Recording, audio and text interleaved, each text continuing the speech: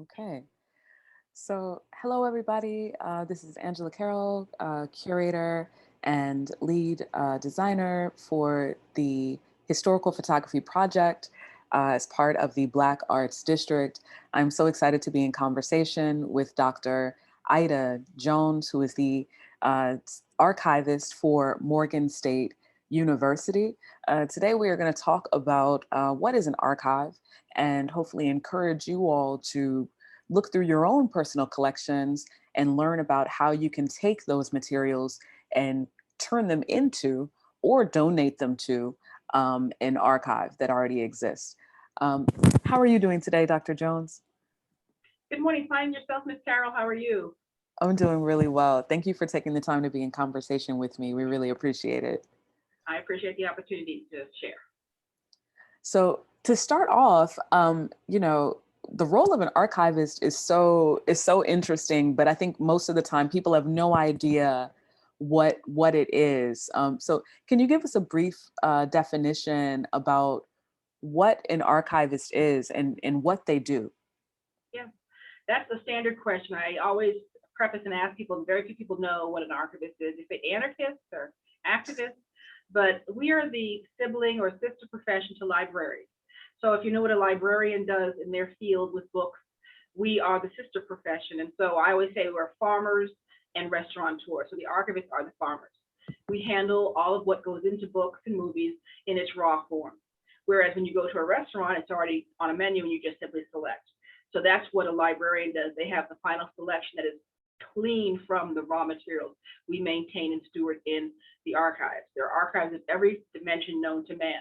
Museums have archives, churches have archives, corporations, universities, families. So they transcend all types of data, all types of form, and all types of formats. So that's what archivists do, is maintain those materials, ensure the longevity of the life of those materials for public consumption about our collective past. Awesome.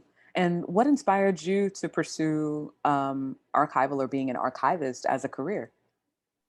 Yes, I have. Well, I was named for my maternal grandmother who passed away 8 years prior to my birth. And she was born in 1895. So I think I was kind of dubbed to be a lover of history from the fact that I was named for my maternal grandmother. And the fact that my mother told stories. So stories in the past always fascinated me. And then, of course, there's a slight ego there. Like there was a whole world before I came in. How could that have been? Till I arrived, the world didn't start. So all of that together really kind of plunged me into, propelled me into understanding the past and kind of understanding where do African voices and people fit into this past in terms of most African cultures being proto-literate and being oral in their traditions. We don't tend to document in terms of material things. However, we have folkways and foodways. In Western society, if you don't have the paper to show it happened or any other kinds of documentary evidence, it, quote, doesn't exist. So for African Americans who were imported into the Western Hemisphere as chattels to be enslaved, the idea of material culture and written materials and photographs really credentialized our ancestral roots as African Americans or Americans in the Atlantic world across in the Western Hemisphere. So all that being said, I had the pleasure of meeting at Howard University Dorothy Porter Wesley. She is the grande dame of African American librarianship, and she was in her late 90s or late winter of her life when I met her. And so she actually knew people who were born in enslavement.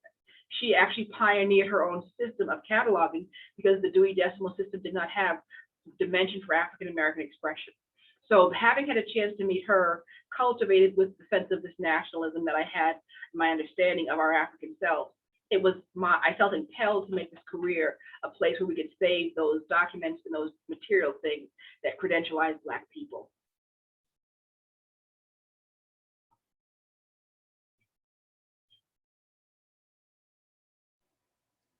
And can you talk a little bit more, because I think this is something that even I oftentimes will kind of confuse this notion of like what an archive is, right? So we have an understanding now about the role of an archivist, and typically we know, okay, we can go to an archive, to see these materials, but when we think about our own personal collections and the materials that we have, do those qualify or classify as an archive, or is there a distinction? That's a very good question. According to the Society of American Archivists, which is the standard bearer for the American Archivist, is that the term archive, plural or singular, capital A or lowercase a, mean a multitude of things. Just kind of in brief, because of the technology, people archive their tweets or archive their photographs. So it's become more of a verb. However, it is for us both a noun and a proper noun. So archives, lowercase a, refers to the permanently valuable records. So you see records is pluralized, so it'd be more than one item. So as a family Bible kind of does archive a family's trajectory, the single Bible itself is not an archive, although some collections might consider it to be so. But the definition says records plural. So that idea of one item would not constitute an archive, although the Bible itself might have generations of family. So therefore it could be considered an archive of a family. But ideally, letters, photographs, minute books, manuscripts, and other items that chronicle the life of an individual and organization constitute the archive of said individual or institution. Archives, capital A, is the physical building and or the organization dedicated to doing that kind of work. So I work at the Beulah M. Davis Special Collections, which houses Morgan State University's archive. So the administrative records of Morgan State are housed here under special collections, so it constitutes an archive under special collections. So that term is interchangeable with a capital A or a lowercase a, but ideally it is an item or an institution that chronicles and documents the life of persons and organizations. That's beautiful. Thank you so much for that definition and explanation.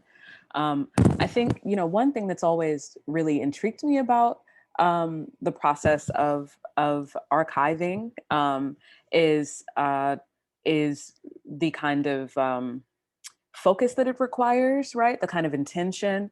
And I think because I understand technology, I have in some ways become, for my family, a kind of, they call me like the family historian, in that I know how to like use a scanner, and that I can take these photos and digitize them and make them accessible for like other family members, through email. And then can sort of like remember these facts and these people and share them, right? But and I imagine that many other people are in this position, especially younger people or folks who have inherited material culture or photographs from their parents or their parents' parents.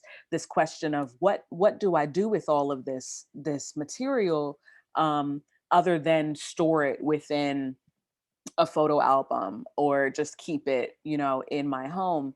How can I take this content and create an actual family archive? Or how can I take this content and potentially donate it to an official archive like the Beulah M. Davis Special Collections at Morgan State University? Do you have any tips or tricks that regular citizens can use to figure out how to create archives out of their personal collections?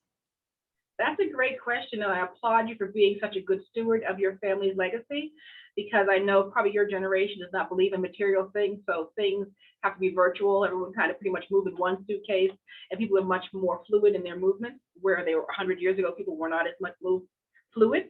So I love the idea that you're owning that and that you're conscious of the fact that your technological skills, as mundane they are to you, to persons who don't engage technology, might as well be like Tesla going to the moon or whatever they were doing recently. So all that being said, thank you for what you do. And I believe you are like a tea bag to diffuse this amongst your contemporaries and the communities in which you engage. But to answer the question directly, there are two things that are, well, three things. As a historian, I have to always go into context. Black life is very hot right now. Apparently the world has discovered Black people post the George Floyd uprisings of last year. And so as a result, there's a whole constellation of scholars in the university spaces that are saying, wow, we didn't know Black people did these things. We didn't know Black people kept these things. So now we have become the 21st century unicorn. And that now, because no one has excavated the history outside of our culture, for the most part, there's been a couple of interlopers who've done some really great work in Black culture and history in concert with other Black historians. But there's a universe of new persons coming in with the introspection into the Black culture that is without the context. And so as a result, the things we tend to throw away that we cannot eat, wear, or sell after someone has passed away have become extremely beneficial to persons who are trash pickers and dumpster divers. So first thing, stop the bleeding. We need to really stop the hemorrhaging of our material culture, whether they be quilts like the He's Been quilt women that were down there. Their quilts are now going for tens of thousands of dollars, but this is something they just did amongst themselves. Black photographs, another hot thing. I was bidding for a collection and I went up to like $1,800 and I was outbid by like $3,000 to another institution that had the unlimited pockets to purchase a set of Black photographs from early 20th century Black Baltimore. So another situation, there was a Benjamin Banneker lot that was up for bid and the family pooled their money together and they were outbid and it sold for $85,000. So Black life is extremely hot right now in terms of collecting. Right in concert with the idea of repatriating the Benin bronzes to Nigeria. So once again, it's been a historical kind of feast of African culture and art. So I really want to stop the bleeding and really have persons consider conversing with their family members, because what some of us want is money. And what we have is called numinous, or the numinous nature. It has emotional, intellectual value. It is not a monetary cost. So a lot of our materials have numinous nature, and so therefore they would help with the intellectual understanding of where Black people were in the 20th century. So that is one of the values. Now, if you want to have it appraised, you can hire an appraiser who will give you a dollar valuation, and then you can take that off on your taxes. But most Black institutions do not have the capital to be able to purchase collections, whereas some of the more endowed institutions gladly have a blank check and are Hoover vacuum cleaning up all of our materials. Thirdly, there is a huge fascination with African-American courtship from the 1920s, probably throughout the 20th century, that Black people actually courted one another and they wrote letters. Did you know that? They actually communicated in letters. And so a number of colleagues of mine who are in their boomers, mid-boomers, have started to look at their parents' letters and have written novels about them. And they've taken the raw letters and are depositing them with institutions such as my own to be able to make sure they stay available. Some siblings don't agree, some grandchildren don't agree, so there is some haggling that's going on. But I think it's very important that someone who calls themselves the steward of the family to really sit and kind of really talk, real talk. What is the lifespan of these records in terms of us holding them out till a fire or a flood or someone just throws them away? Because now with the digital opportunities, you can share those items still. And then the repository would have the physical item that can endure beyond the lifespan of the particular creator or the children of the creator or the grandchildren of the creator. What are some examples of material culture or objects that we may have within our personal collections that we may not see as valuable, but may be incredibly important to maintain? Yeah, I just had an opportunity, actually pre-corona, to speak with a man whose father was a World War II paratrooper. His mother and himself agreed to donate their materials to Morgan. It's on exhibit downstairs. And Mr. Scott saved all of his World War II paraphernalia. So we actually have his boots and his uniform and all the other kinds of material culture that went into World War II. So those are the kinds of items that people have in their collection that would be of value. It has more museum quality than archival quality. Like I said, but museums have archives. We also have a fashion major here at Morgan. So people who are interested in fashion can actually look at the quality of the fabric and the nature of the embroidery. So there's all kinds of ways those objects can now teach. Those individuals who were athletes during the 60s, 70s, or the whatever, 90s, those items from sports jackets are also extremely valuable. Sporting equipment, sporting utilities, all of that pertains to sports. There's a huge move now on the club scene.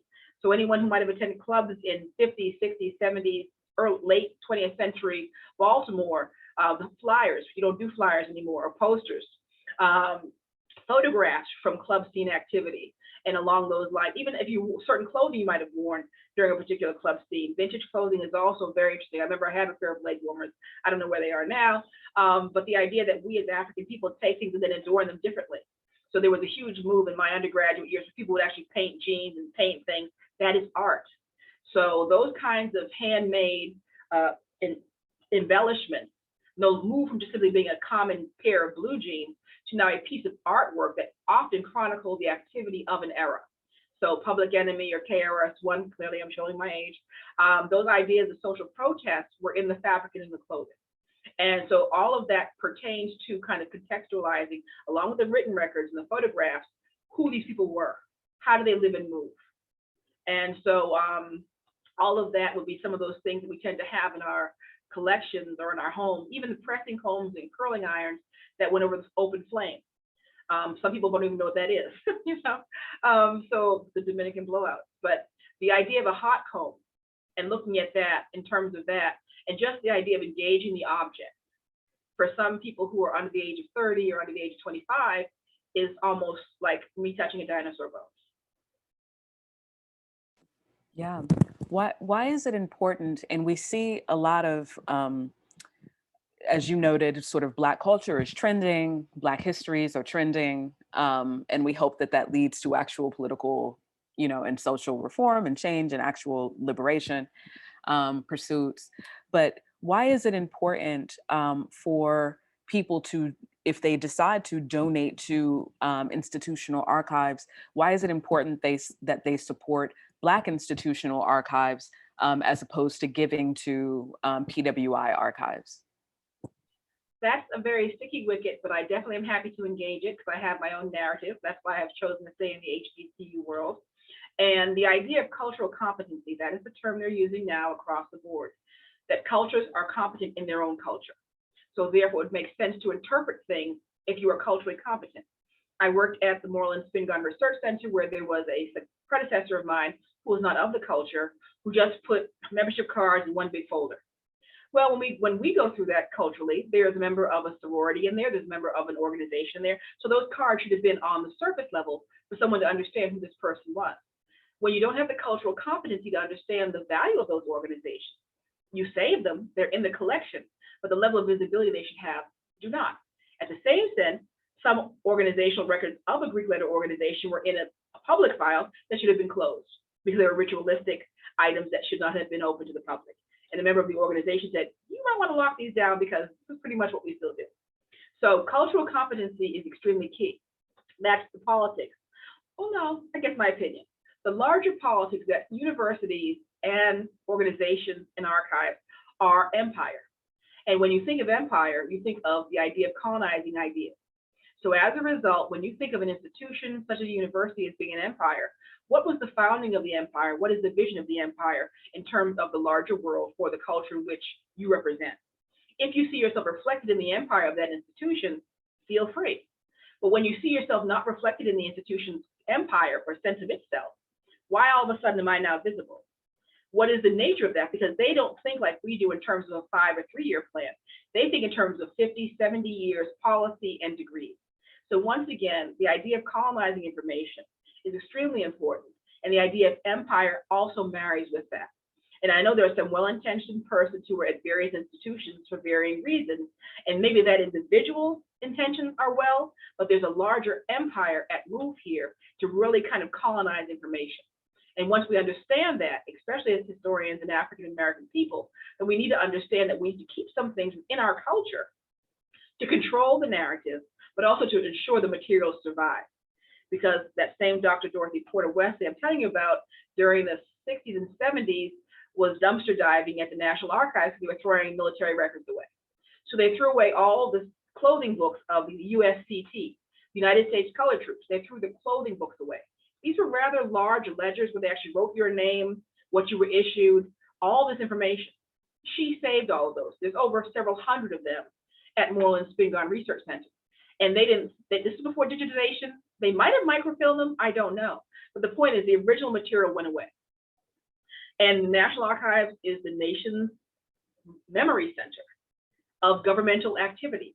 And once again, according to Western culture, if the document does not exist, it never happened. So I don't believe it was malicious intent, but if you go back to empire, cultural competency, and just a natural political thread running through all that, one has to question why these records were not as valued as others. So once again, there's something to be said for that.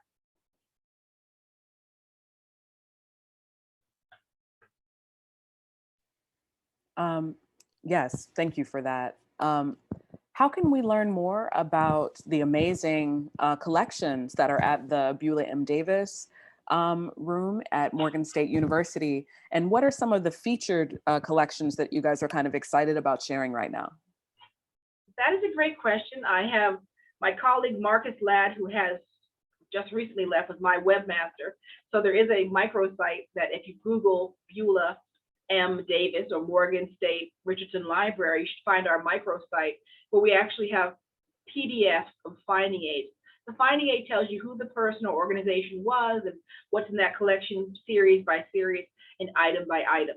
Of course, having just written a book on Victorine Q. Adams, I love Victorine Adams. She was the first African-American woman elected to the city council here in Baltimore City, a native Baltimorean, alumnus of both Coppin and Morgan, and served the city over her entire life. She passed away in her 90s. So her collection is fully processed and the finding aid is online. There's been some interest in trafficking in her collection, and I'm very excited about that. There's also a new collection that has just been processed, well, new to me, because that's my next person of interest. G. James Fleming. He was a native of the United States Virgin Islands in St. Croix and migrated as a child to the Americas and attended, not Americas, but to the United States from the USDI. Attended Hampton as a high school student and eventually Hampton University as an undergraduate, and then eventually cycles down to Morgan after obtaining his PhD in political science. But he worked as a journalist. He worked with Mrs. Bethune and was really concerned about city politics and fair employment, as well as a number of city agencies throughout Baltimore. So G. James Fleming's papers are also processed and available. And I guess last but not least, as you can tell, I am a hybrid. I'm a bison bear bison. I went to Howard and I work at Morgan. The papers of Dwight Oliver Wendell Holmes. He was the first African-American president of Morgan from 1937 to 1947. His papers are also processed and they're here. And he actually has glass plate negatives of the building of the Panama Canal. So I would like to have those taken a look at, but there were glass slides in his collection where he's showing you how it's being constructed. And we know the large history of the Black Atlantic world in the building of the Panama Canal. So those are three collections that I find extremely fascinating, but there were several others. And we're actually getting ready to publish our finding aid on Dr. Ellen Irene Diggs, believed to be the first African-American woman to obtain a PhD in anthropology from the University of Savannah in 1947. We're actually going to be at the American Anthropological Association talking about this. We've received grant funding, and I'm in conversation in concert with my colleagues in the arts and sciences and anthro and soc to talk about her, an amazing woman who worked alongside W.E.B. Du Bois. How impressive. And this is, all of this is at our fingertips, right? Like all of this history is here in our city, in a room that we can go to and learn and see and touch with white gloves on, of course, this content. Last question, what are the ways in which we can support HBCUs, the archives of HBCUs and the archives of Black institutions? That's a great question. It is a lingering question. All of our institutions are under-sourced, are under-financed for a variety of reasons. We can begin with chattel enslavement to the great levels of mismanagement from various generations of administration. So it's always not outside. Some of those are self-inflicted wounds. But as a conscious person or woke person, the best thing to do is to traffic in your spaces, to know the spaces that are there, to know the employees that work there and kind of ask them what they need. Often people come and try to want, well, this is what I'm going to do for you. We don't need to be preached to. We would like to be in conversation with our community because we know that we all don't have tens of thousands of dollars, but $20 for a pair of gloves, an article, or this kind of video to raise consciousness among our alumni, the fact that you've actually trafficked in the collection, are using the collection, also help raise the visibility of it. So sometimes it's not always material in terms of me asking for a check, but just the idea of building conversation and saying, yes, there's a place there, there's a person there, you should go there. That also helps. So I think if you can be in conversation with our culture keepers, they call us information service providers, to kind of know. And then also if you have children or colleagues who are looking for work, this is a great field to consider. Library science, or now they call it information science, is really huge because you get all of what you're doing with the technology piece, but then you're actually learning a cultural or a humanities field as well. Everyone doesn't like history, but if you like technology, if you like medicine, if you like athletes, all of that comes into an archive, even motion pictures, moving images, videos. So all of that idea of different mediums in which we save and collect material are represented in the field of archives. So we would love to have people who are interested in other things consider a library science degree or a public history degree to be able to know about these spaces and to go into careers. Because this is the next phase of this game. This century will be about information, who has it, and who controls it. And so we know that things are migrating digitally. Everyone doesn't have access digitally, but the idea that we can actually have materials done in a fashion that people understand is huge. And I would definitely implore people to consider that: visiting, learning, and partnering. Absolutely. Thank you so much for taking the time to speak with us today, Dr. Jones. We truly appreciate your knowledge and your work, and that you are an amazing steward of our culture and of our histories. We appreciate you. We salute you. Thank you for what you do too. It takes all of us. It's Ubuntu. And so I thank you for what you do, and I applaud your work as well. It's going to take all of us to keep it going as we inherit this and steward it for the 21st and 22nd century for our people. How did that go?